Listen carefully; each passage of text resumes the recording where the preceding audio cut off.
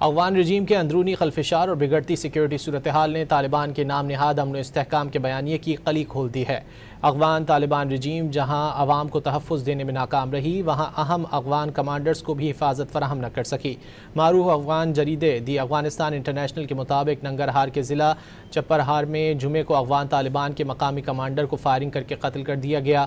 افغان طالبان نے کمانڈر کے قتل کے شبہے میں اس کے سگے بھائی کو ہی گرفتار کر لیا۔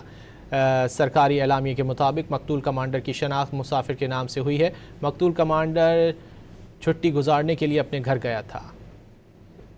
افغان رجیم کے اندرونی خلفشار اور بگڑتی سیکیورٹی صورتحال نے طالبان کے نام نہاد امن و استحکام کے بیانیے کی قلی کھول دی ہے۔ افغان طالبان رجیم جہاں عوام کو تحفظ دینے میں ناکام رہی، وہاں اہم افغان کمانڈرز کو بھی حفاظت فراہم نہ کر سکی۔